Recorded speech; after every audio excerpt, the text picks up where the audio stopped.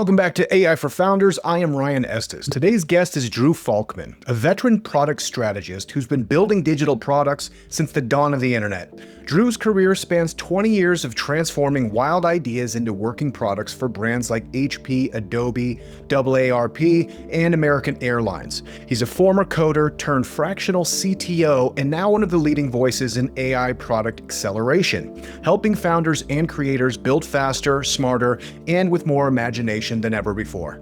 In this episode, we dive deep into the new frontier of vibe coding, where founders are shipping functional apps in hours, not months. You'll learn how Drew uses AI tools like Lovable, Magic Patterns, and Strella to build working prototypes faster than Figma, how agentic systems are rewarding the rules of product design, and why he believes the next billion-dollar SaaS won't be built, it will be generated. If you're a founder, product designer, or creative with more ideas than time, this episode is your permission slip to build at light speed. If today's conversation lights you up, go deeper with us at aiforfounders.co. Every week we drop stories, tools, and experiments from the builders reshaping what's possible with AI. Join thousands of founders who believe the next revolution won't come from code, it'll come from curiosity. This episode is brought to you by Kitcaster, the world's leading podcast booking agency for founders. At Kitcaster, we connect visionary entrepreneurs with podcasts that move the markets. Our clients have landed on top shows, reaching millions of listeners, raised millions in funding, and built brands that audiences actually care about. Here's the thing, podcast guesting isn't just PR, it's performance marketing for your personal brand. When you share your story in your own voice, you build trust, authority, and influence faster than any ad campaign ever could. So if you're ready to turn your conversations into conversions, head to kitcaster.com/application and apply to be represented today. Kitcaster, podcast interviews that convert. That's Kitcaster by Moburst. All right. Coffee is great, but coffee won't prep your meetings for you. It'll just keep you awake while you panic, hastily scrolling through LinkedIn at 6:59 a.m. Ambient, however, will prep your meetings. Each morning you get a founder-tuned briefing sourced overnight from your calendar, your meeting history, and the web. It's like walking into every call with a cheat sheet that you didn't have to write. No more scrambling, no more guessing, just context, confidence, and focus. And if you're raising money, Ambient investor dossiers are an absolute must-have. You'll know the investor's portfolio, their interests, and their latest moves before you even step into the room. You'll even get a heads up on red flags. Think of it as the caffeine upgrade that your calendar actually needs. Prep while you sleep, perform while you're awake. Sign up for free at ambient.us. Go check it out at ambient.us. That's ambient.us.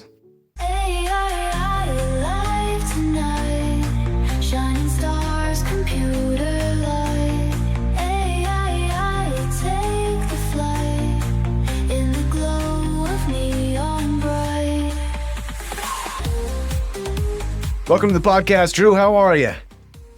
Great, Ryan. It's good to see you. Nice to see you too. Give us a quick introduction to the projects you're working on. I know you have several, and kind of like your career. Tie a bow on it for us. Yeah, I'll make it fast.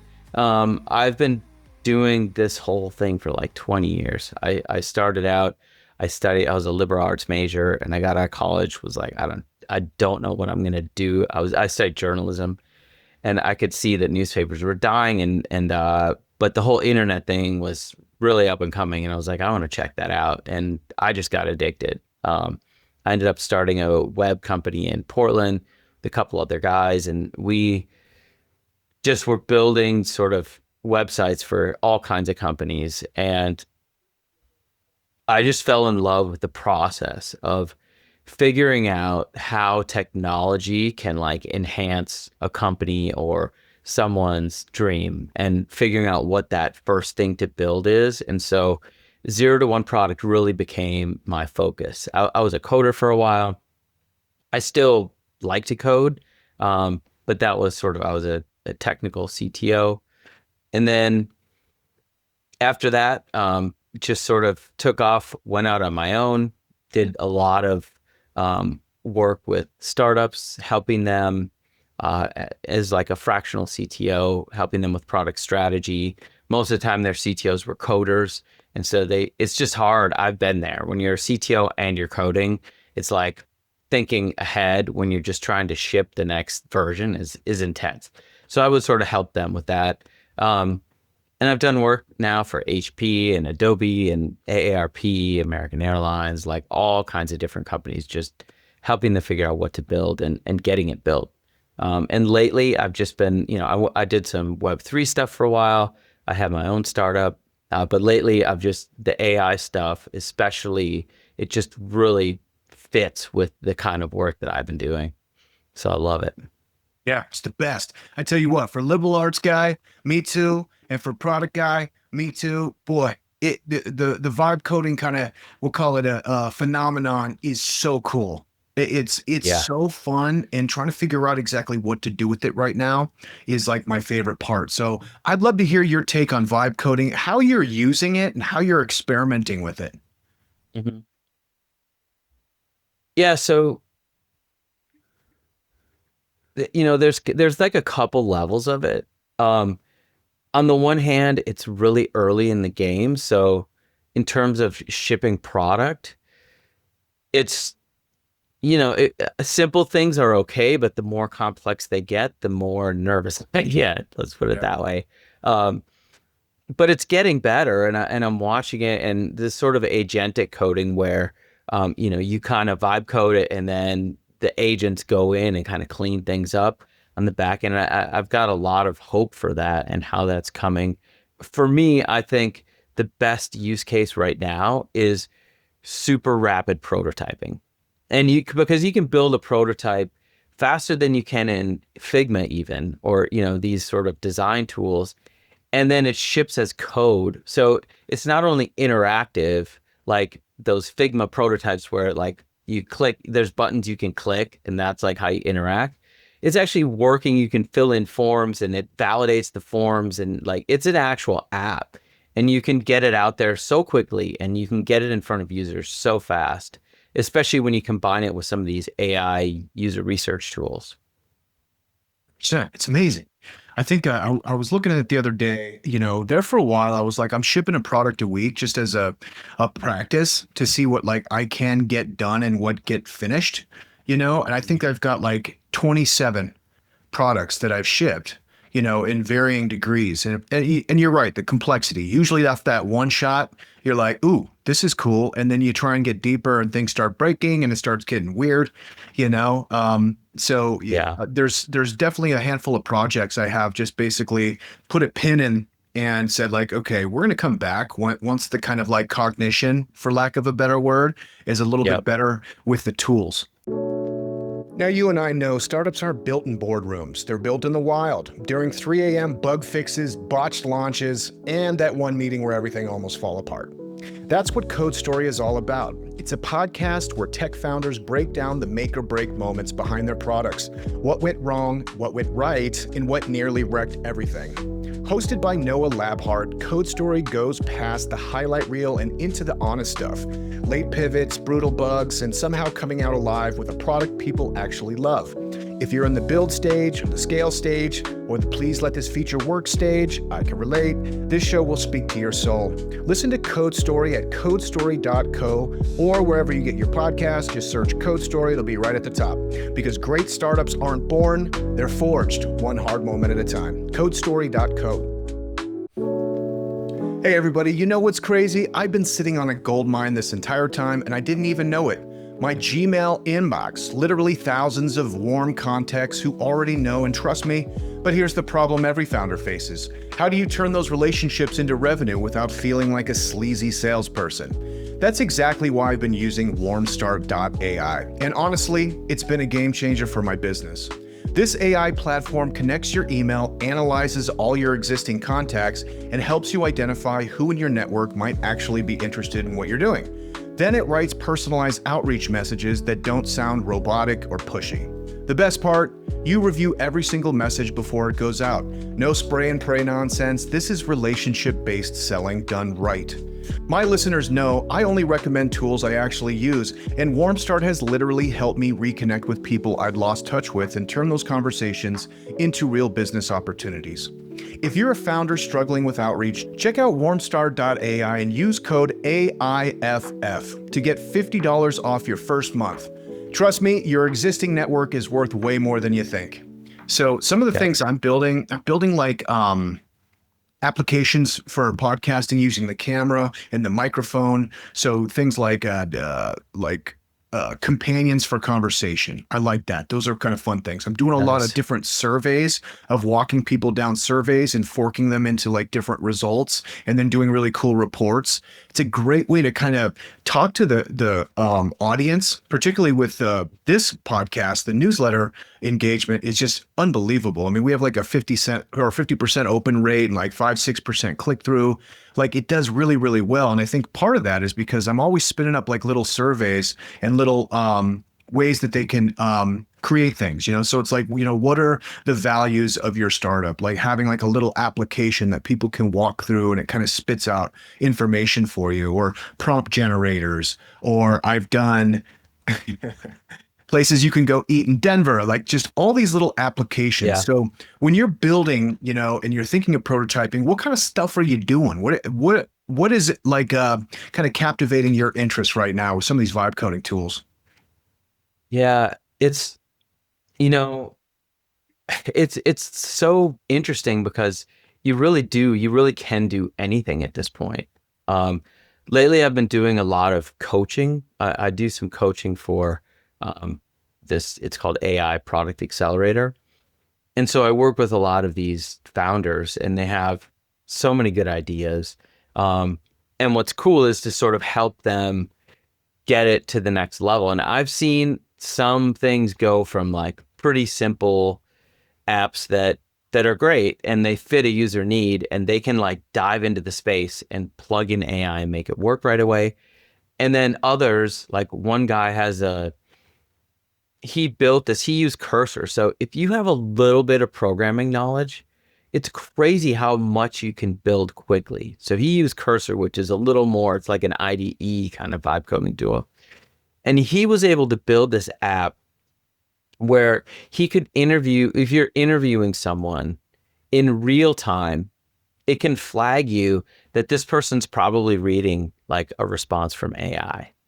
Because that's what's happening, people are using AI. And so you can do that. And then he's sort of advanced that now to like this new sort of AI detection, AI video detection thing. So it can, all this compliance stuff. And that's really complicated. And he built this thing in like 3 weeks. It's insane. But, I like anything that you can, I use Lovable a lot. So I think that's fun. Because you can so easily plug in like ChatGPT and stuff. So you can take something and build like, one of the things I've built is this travel app. So you can build an itinerary in the travel app. And it's so easy and go out and say, I want to go here.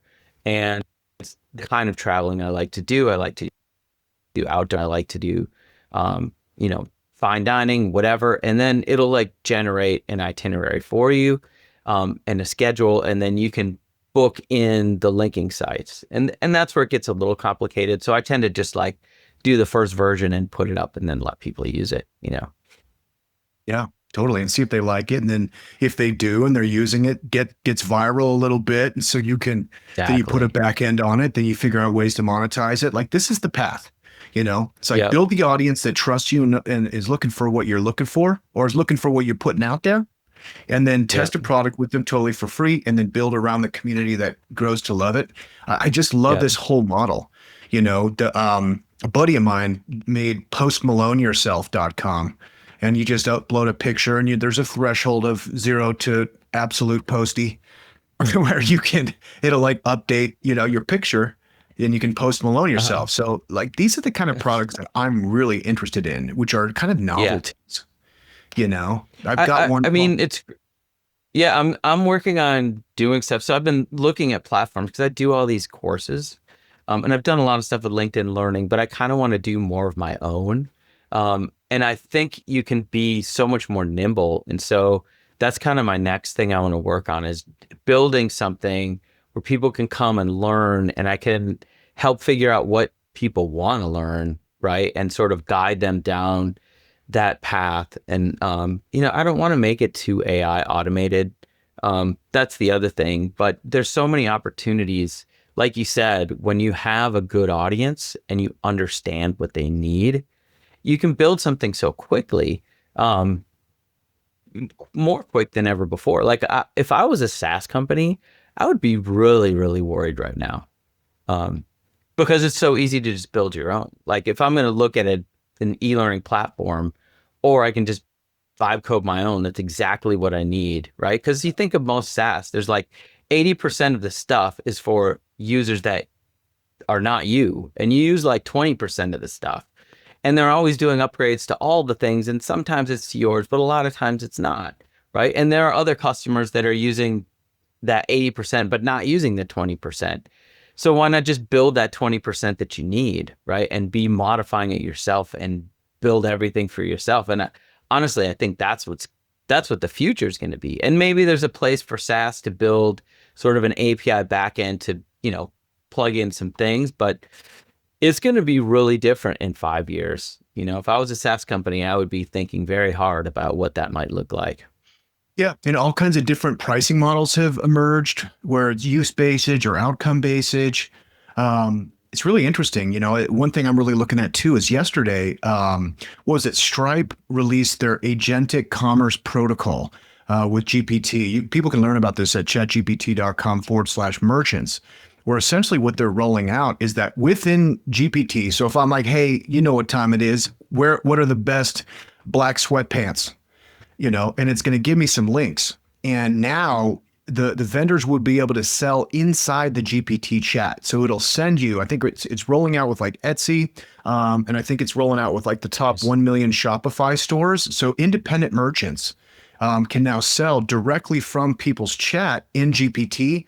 But what's different from like Amazon or Google is that like the merchant gets to maintain the customer relationship. So the merchant gets the email address. They get all the same information as if they were purchasing straight through their Shopify store. They'll be able to keep that with GPT. Now there's 50 billion product searches, like I think on a monthly basis through GPT. So if you're the little mom and pop shop's been getting your butt kicked on Amazon, or you're kind of bullied into like having to spend more and more money to advertise on Amazon and Google. Like now, if you're optimizing correctly for chat, or what are they calling it? GEO.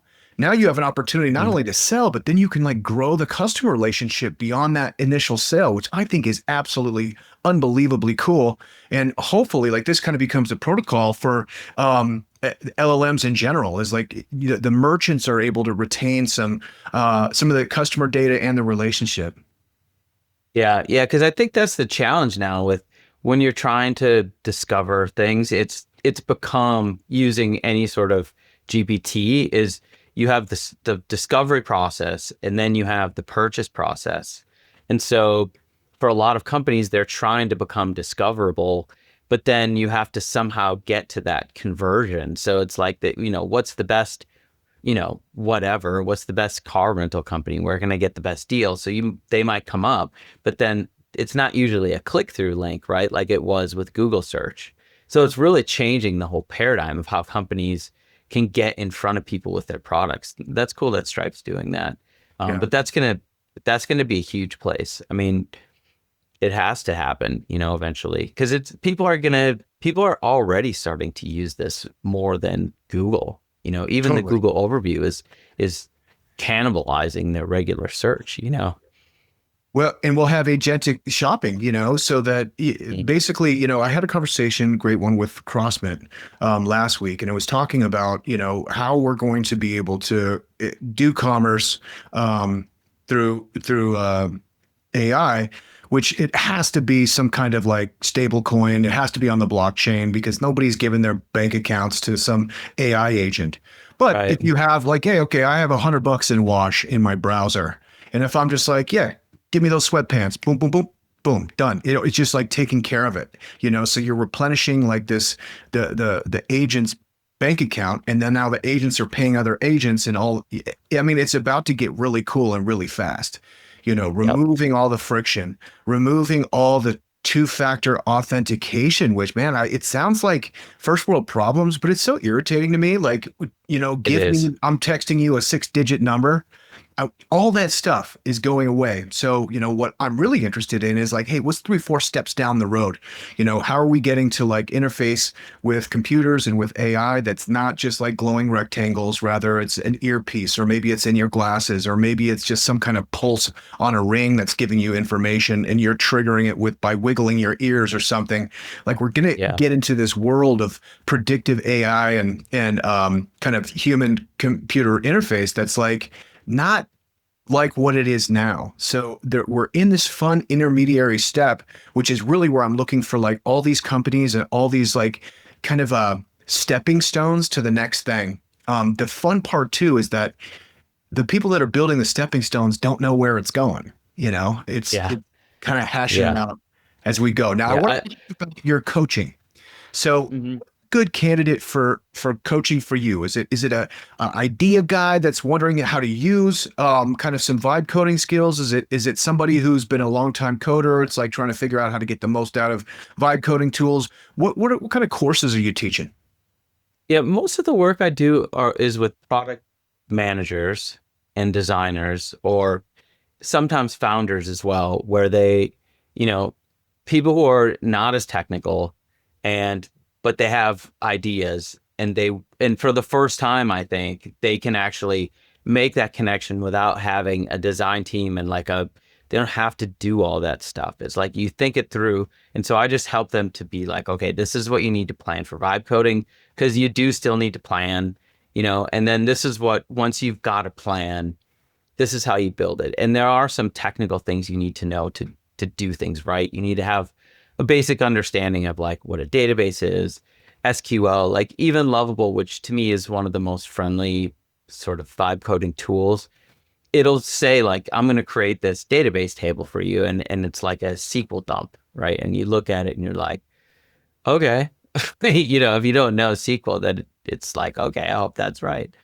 So I really help those kind of people to get things up quickly. Yeah. Let's talk about some tools. So the vibe coding, you walk into it, you prompt, it makes something, you're like, oh my God, I'm a genius. Whether that's Replit, if that's Bolt, or if that's Claude Code, or it's Lovable, all these great platforms.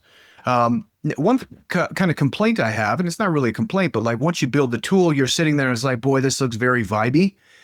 So I name everything, vibe this, vibe that, not trying to hide it, but I would like to make it more beautiful. Do you have good, like ways to design the UI UX so it doesn't look so kind of blocky, vibe code basic-y? Yeah, I mean, it's getting a lot better. Some of these tools are better. There are paths from Figma to things. So if you're a designer, or if you know a designer, I mean, Figma has kind of become the standard of how you design UIs. And so a lot of them will support, like you can fully import. Builder.io is sort of they were an intermediary tool where you could pull things in from Figma, and then you could pull it out to somewhere else. And they're kind of building their own vibe coding system now, which is getting better. And I've used their tool that you go into their system and then it goes into Lovable, and that works pretty good. One of my favorite tools now is Magic Patterns. So Magic Patterns it's like those tools, but it only does the front end. So they basically said, let's just focus on the front end and build that out. And you can actually import directly from Figma. So you can just pull in, you like get the layer ID and it pulls it in. You can upload screenshots. So you can, get a screenshot of whatever it is you want to build, and then you can start from there. So if you're an existing company and you want to like test out a new feature, you can do that. And then you can have your own sort of design systems effectively built in that include components and all your styling. And it can be, you can say like, I want it clean and light and modern, or you can be like, all corner radiuses should be 6 pixels, and I want to have, these are my primary colors and these are my secondary colors, and it'll handle it. And then again, you have all the components. So anytime it puts a button, it's going to pull in the button component, and you can have different things of it. And you can create them all in vibe coding, or you can sort of plug in sort of code for them or import them from Figma. And once you get there, it's so fast and powerful. So it's really good for like testing new features in existing companies, building prototypes for validations. That's my favorite use case, honestly. You take magic patterns and you build a prototype, and you can do this in like a couple days. And then there's this other tool called Strella, and they're going to have a self-service version coming out soon.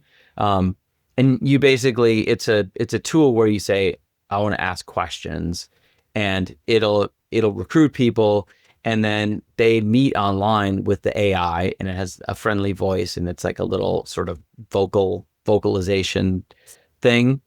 And you chat with it, and you can have it, you can open up a URL, and it'll record everything you're doing, and you talk about what you're doing, and it'll ask you like dynamic follow-up questions based on what you're responding. And then when you're done with all that, it does all the analysis. So you literally just like spend a couple days building a prototype. You build this questionnaire thing that by the way, there's like AI tools to make that go really fast. And then it recruits a bunch of people. So like in a week, you can get really decent validation of user prototypes or feedback, whatever phase you're out of it. That kind of stuff just is insane. That used to take, like, we would do consulting engagement for this, and it could take 2-3 months to do that process. No, it's so exciting. That Strella.io and magicpatterns.com. Those tools are awesome. Yeah. I've never heard of those. Thanks, Drew. Really good. I highly recommend them. Yeah, I kind of left for a while shipping products and doing apps and tools and stuff for entertainment stuff. And the first one I did with Fernanda, and we recorded it, and we were just trying to make a video patching together some nano banana stuff with the script. So we went all the way through a script and blah, blah, blah, blah, blah, put it out. It looked pretty horrific, for a first draft. But obviously we're kind of doing it fast and doing it live, but I've been developing that. So I'm very interested in like, creating repeatable scenes, creating repeatable characters, basically using whether it's Mid-Journey tied to GPT, tied to N8N, basically automating all the prompting systems until it gets good enough where you can use multiple camera angles, you can create environments, you can create the filters, you have cohesion, and you can start to make movies, And so I had a little bit of success doing like 60-second, 90-second movies. I want to give a shout out to my buddy Danny Newman, who's doing some really cool stuff too. It's not quite there yet, but as far as like the generative video, audio, images, do you have any recommendations for those? I don't really, honestly. Those tools are amazing for me. I'm talking to my son about that because he's really into like screenwriting and stuff, and just telling him, you got to do this. Are you finding that there's character consistencies? Because some of the stuff I've seen is you do some different scenes and the characters there's not continuity of the characters. They look a little different in place to place. That's the challenge. For sure. I was using Danny's tool and it's very cool. There's a story I wrote about my daughter, and she turns into a mountain lion. It's like a kid story. And there's this great transformation that it nails it. But the character's a little bit different, in every single scene. And in the like final scene, the mountain lion was actually a regular lion. So it looks like Pixar. It looks great. But like this character consistency thing, this is a problem with AI. I don't know if they've really known how to overcome this yet, because it's not like we always think of, or I think of like, creating content like how they used to make a cartoon is they'd put a background and then they do cells over it and the background stays and they move and they make cells. But that's not how it is. Every scene is completely generated fresh every single time. Yeah. So like to find the nuance and all the different physics of every single angle and everything, it's really, really hard, Yeah. But they'll fix that eventually. So what I've been thinking about is how do you strip that away? You know what I mean? Like, you go full Pixar, or let's say you just go full like cinematic. This is going to be very difficult because the rustling of the trees can change. But what if you did something else? What if you go super minimalistic and it's like some Japanese wood print or wood print type stylistically, where you could Yeah. have more control, foreground, background, and have things kind of emerge. So I've been playing with that and finding like very universal, heartfelt stories that people would be really into, that you can draw them into the story and personalize it. I see this, the world, Nice. but part of what where the world is going is like super specific bubbles of one person and what they like. So if the new Superman movie comes out, for me, it might be George Clooney. For you, it might be Dolph Lundgren. I don't know why him. Maybe you like Drago. I'm assuming you do. You never know. You never Yeah. know. Well, for somebody like you'll be able to personalize everything. It's going to know what kind of ending you like. It's going to there's going to be Right. there's going to be like a choose your own adventure type situation for a director, where what are they doing? They're like creating opportunities for you to be entertained, and it will kind of run itself, and Yeah. it could be, even you go out a little further. It's like checking your Apple Watch for your pulse and your sweat and your pheromones. So as you're reacting to the movie, it's going to start to guide you in certain directions based on like what it determines to think you're going to like. Anyway, that's a way down the road, but like this kind of personalized entertainment is going to become more and more and more relevant till people are exchanging what's most beautiful and valuable to them. And out of that collective, if you have these cultural kind of like artistic tides, it's going to be unbelievable because it'll be so unique and so undeniably awesome. Problem Yeah. with the movie industry right now is like they're putting out garbage movies and nobody wants to go to the movies anymore. I know. It's so, I was just complaining because there's like another Tron out, and it's like, Tron's okay, but why not just make a new sci-fi movie? Like, it's not even like in the same theme. It's like all takes place in the real world, not inside of a sort of logic board. So it's just, they're just rehashing the same stuff and all the superhero movies and all that, and it's got to change. Yeah, I agree. Totally. I mean, the films are expensive. I get it, but imagine when there's a billion filmmakers and the best ones just emerge and be like, "Whoa, dang, look at that!" It's going to be some really cool stuff. We got a couple more minutes here. Are you ready for the lightning round? I don't know, maybe. I'll give it a shot. This is where As ready as I'm going to be. We see what happens. No. Cool. This episode is brought to you by MoBurst, the AI-first growth engine trusted by iconic startups like Calm, Robinhood, Reddit, Uber, and Google. MoBurst is a digital full-service mobile-first marketing agency that helps companies to scale and become category leaders. Whether you're finding product market fit or ready to accelerate growth, MoBurst delivers creative, data-driven solutions that help with scale and efficiency and impact. At MoBurst, we're not just guessing what works, we're predicting it. As an AI-first agency, MoBurst uses cutting-edge tools to analyze user behavior, adapt creative in real time, and uncover hidden growth opportunities. The result, marketing that's faster, smarter, and built to convert. From early-stage startups to global brands, we've helped hundreds of companies overcome complex challenges, unlock new audiences, and optimize every metric that matters. At MoBurst, we believe that creative thinking, advanced technology, and data are the core drivers of success at scale. If you're serious about scaling your business with precision and purpose, it's time to talk to MoBurst. Visit moburst.com and let's build something category-defining together. Hey founders, let me ask you this. Are you building with AI or getting left behind by it? If you're serious about scaling smarter, faster, and bolder, you need to check out aiforfounders.co. It's your go-to resource for cutting through the noise and actually using AI to grow your startup. Each week, AI for Founders drops a sharp, no-fluff newsletter, dives deep with expert guests on the podcast, and hosts monthly workshops where you can get your hands dirty with the real tools and strategies. Whether you're pre-seed or Series B and beyond, launching something new, or just staying sharp, AI for Founders gives you the edge you need to win in 2025 and beyond. Hit aiforfounders.co to subscribe to the newsletter, tune into the podcast, and grab your spot in the next workshop. And it's all free. Build smarter, move faster, think bolder with AI for Founders. Now back to the show. Couple of questions here. So this audience loves ideas. If you were to build a product that could quickly do $1 million in revenue, what would that product be?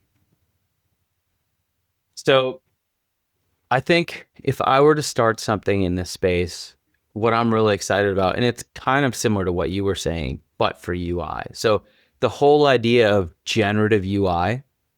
So if, like, let's say I'm going to an app of some kind, what if it just built the UI in real time for me based on what I needed, right?